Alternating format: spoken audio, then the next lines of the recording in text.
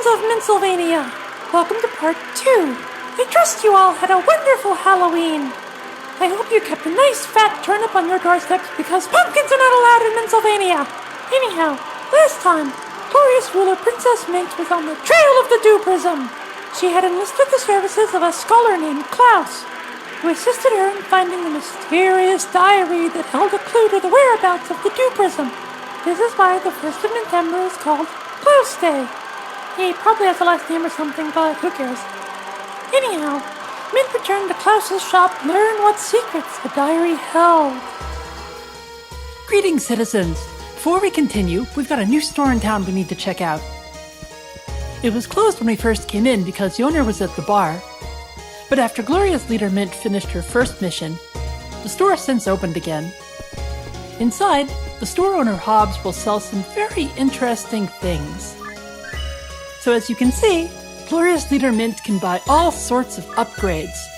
However, they come at a very steep price. The price can be lowered later in the game, if we find a very special object. Hint, it's booze. So before Princess Mint went back to see Klaus, she had a talk with this adventurer. Here, she did a Reddit AMA with him.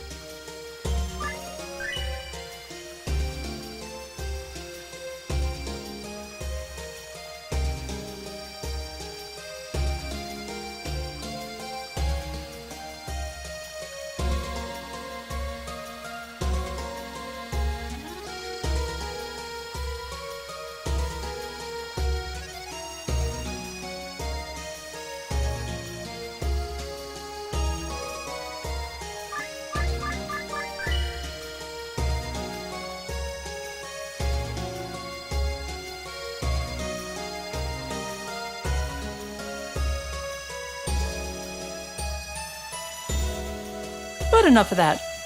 Princess Mint had places to go and people to see.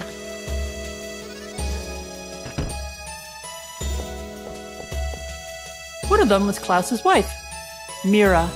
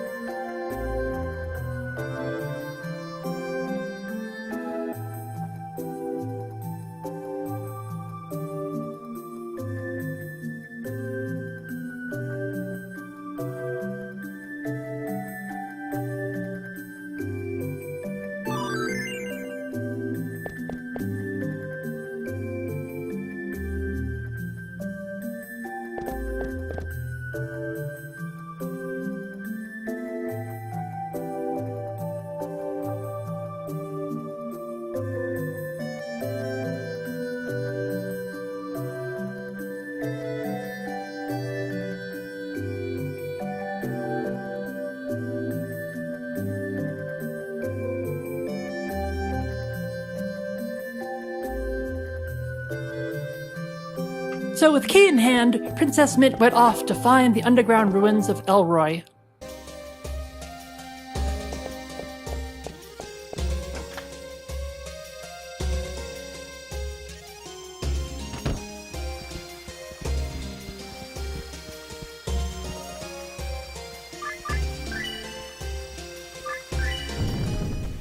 And on her way, she met Roo. Everybody shake your fist when you say it. Roo. So Princess Mint had a decision at this point to make. She decided to play dumb.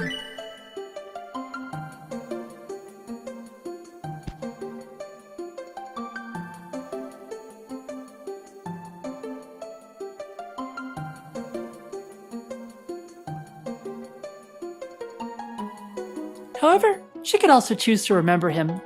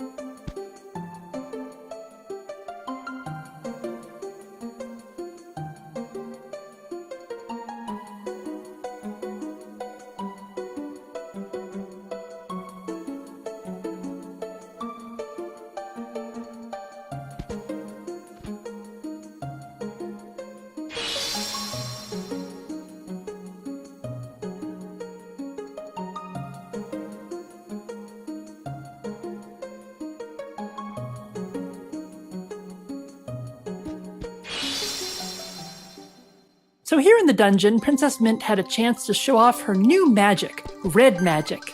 As well, she decided to show off her sub-magic.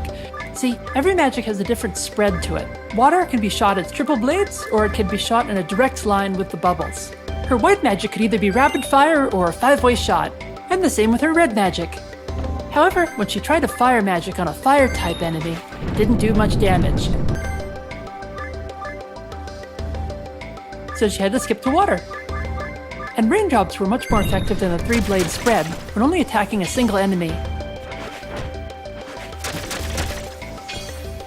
So onward through the dungeon she proceeded, through its tricks and traps. It had many tunnels that would just take you round to the beginning of the same tunnel. And she'd made it to the end of this part of the dungeon. Except, she wasn't ready to go yet. In fact, there was additional treasure for her to find.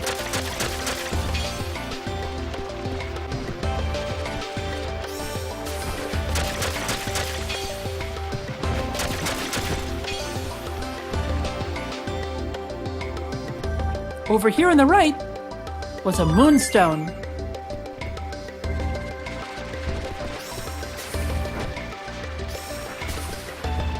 The physical attacks didn't do much damage to the monsters. It was only her mighty magic and her jump kicks that would hurt them.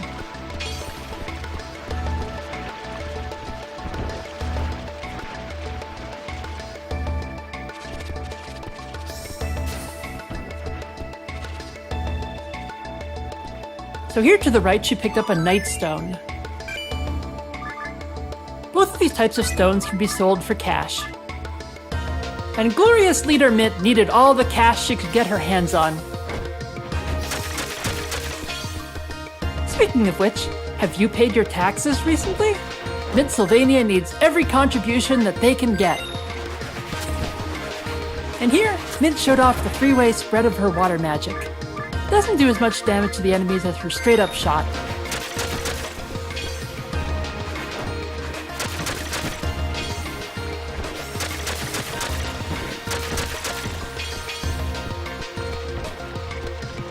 It's a good thing the monsters were all carrying potions around with them. Otherwise, Princess Mint might have had to make camp and wait for 8 hours every time she got hit. But with her stones in hand, she continued to the next level of the dungeon. First, she started out in this empty room, which, as it turned out, would not be empty for long. She couldn't jump up the cliff directly in front of her, so she had to continue to the right.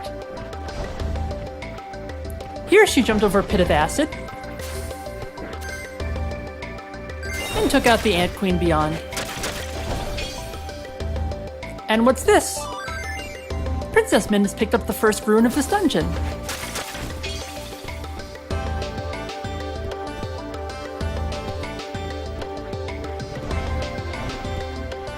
Falling in the acid actually didn't do much damage to Mint, as Princess Mint is the sturdiest of them all. Here she picked up the second rune of the dungeon.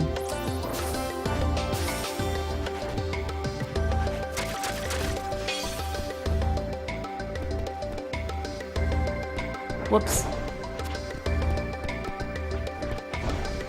Ow. Here Princess Mint showed off some of her humility. She could hit the acid sometimes, and she'd be okay, because the monsters carried plentiful potions. And here's the next rune of the dungeon.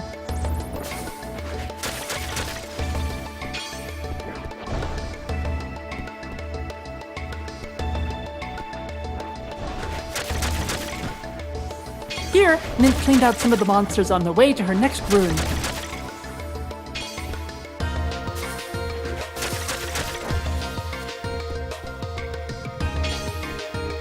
And the next rune.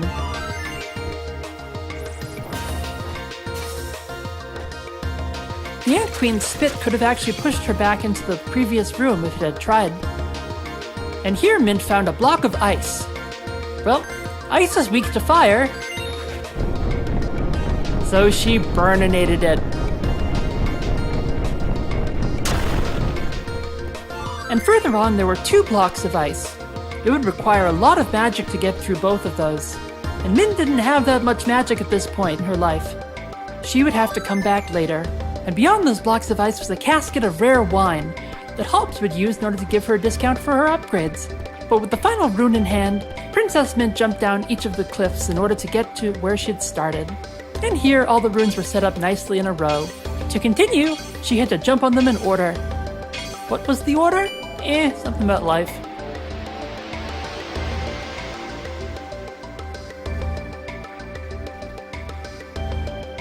And here, she proceeded to the next level of the dungeon. But a large wall sealed off her way. She couldn't jump over it, nor could she hurt it with her mighty jump kicks. So off she went in the other direction.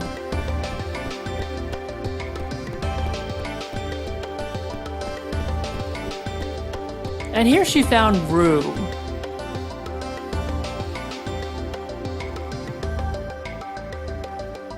Rue was blocked by the same wall, but he had found an unlikely boulder.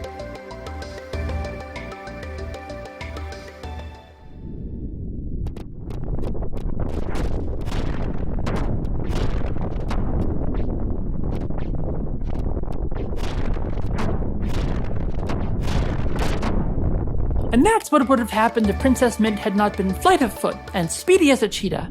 Here's what actually happened.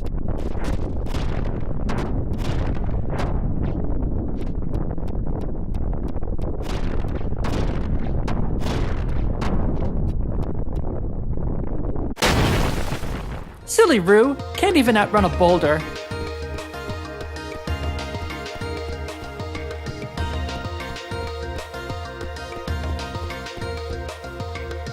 So the first thing Mint did was liberate a bronze coin from Rue. He certainly wasn't going to use it for any good. Of course, he was babbling on about someone named Claire. I mean, who really cares who that is? Scholars today still aren't sure. At the end of the corridor, Princess Mint recovered her HP and then proceeded to the wall that had been broken down.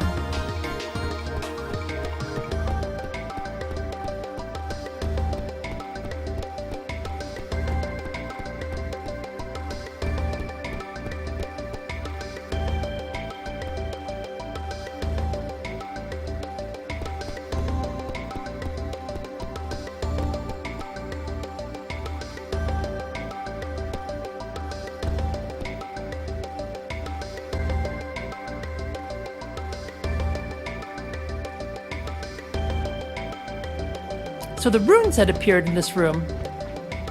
And the first thing Princess Mint did was jump on the first one she saw, because she was not trying to activate the runes at this point, but go for the room's secret treasure. And here she acquired the legendary sword. Of course, as we'll see later, it's not a real sword.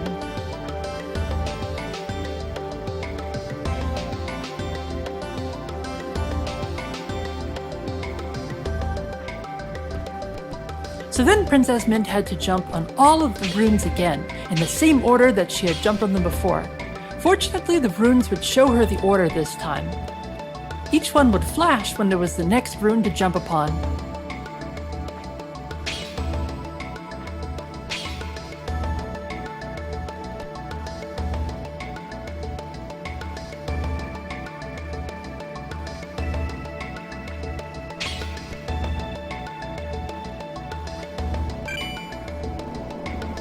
And she'd done it!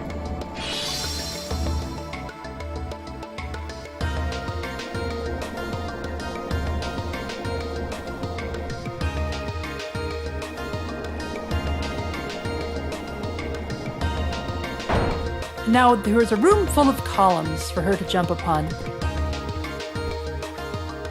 But wait! Princess Mint faced the boss of the dungeon. The horrible, horrifying bone skeleton. The bone skeleton was immune from damage until it had stopped firing its breath and started flashing.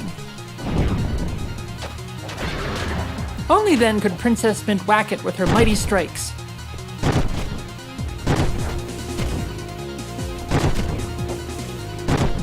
Princess Mint found it hard to jump between the pillars, though. It was almost as if her brain had told her body to start jumping, but her body just wouldn't do it. It decided to take a little walk forward first before it started jumping.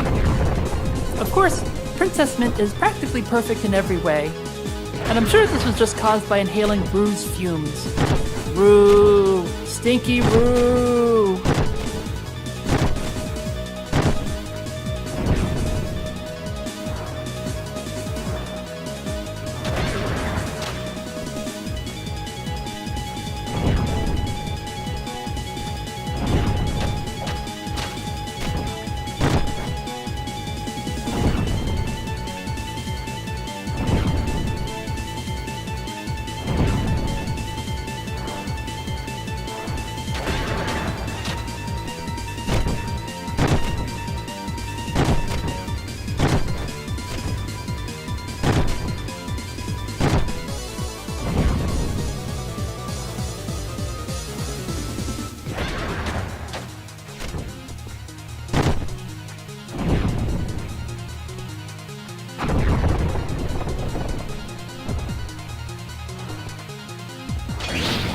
And she defeated the bone dragon with a mighty swipe.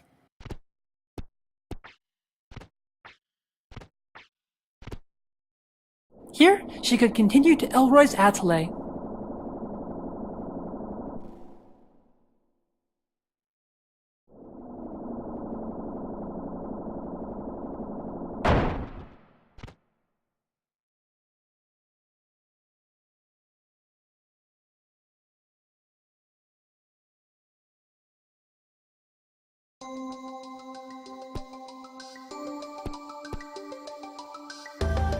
And here she placed the key.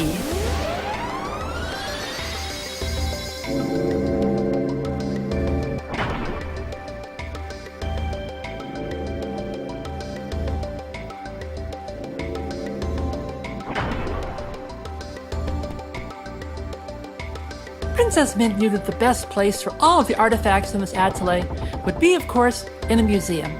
Her museum, starting with her pockets. She started out by picking up a tiara, as well as a few coins that were lying on the floor.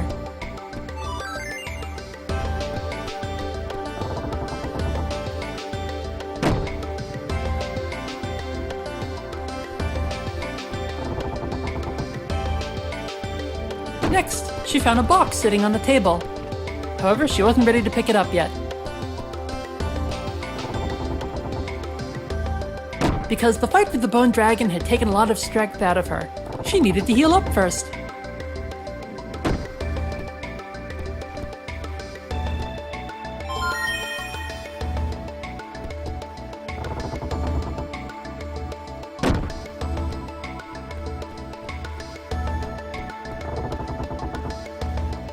Then she went back and picked up her box.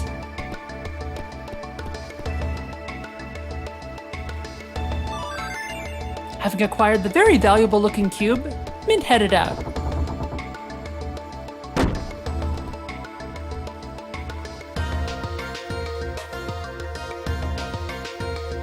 I said she headed out.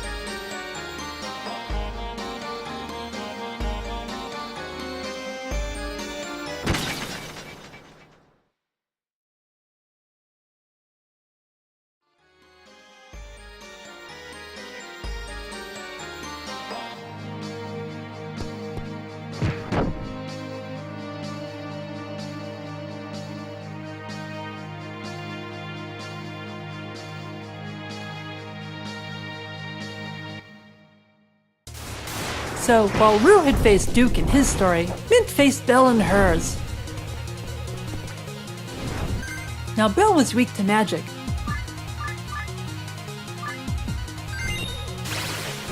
Provided that she was in the narrow cone that Mint's magic would travel in.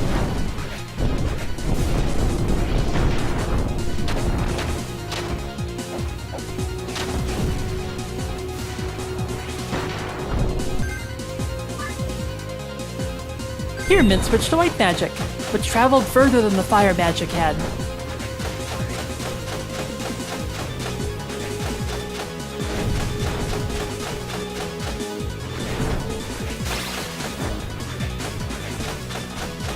And Belle fell from the strength of Mint's mighty magic.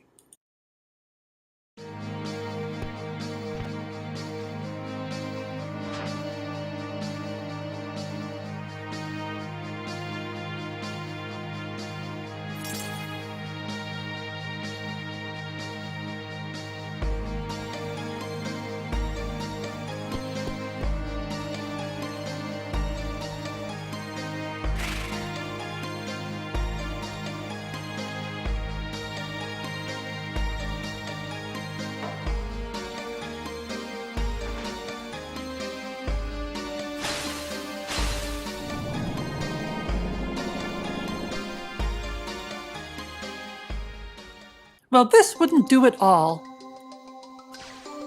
Princess Mint pursued after those who had stolen her rightfully stolen property.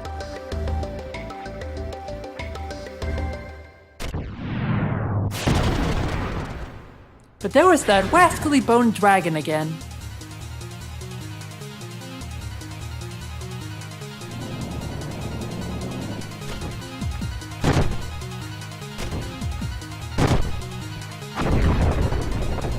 It was exactly the same boss fight that she had had before.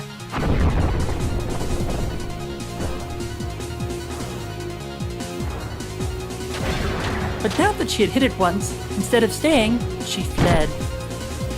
For, can that which is not living truly ever die?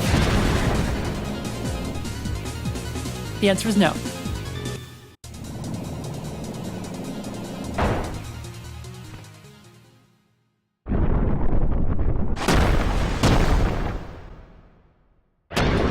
Mint ran for her life again. She stayed to the inside of the steps, thus moving upward faster than the dragon could pursue her.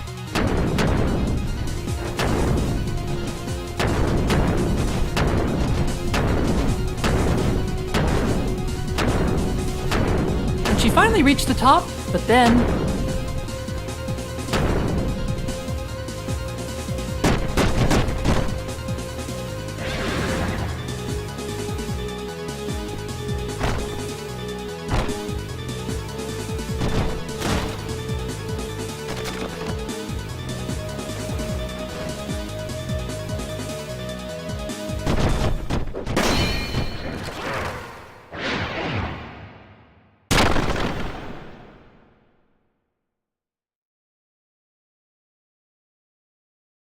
Lies! Lies and slander! Who's been altering the official records? Rude and not save glorious ruler Princess Mint! Excuse us, citizens, while we purge the Ministry of History. We'll get back to you next week.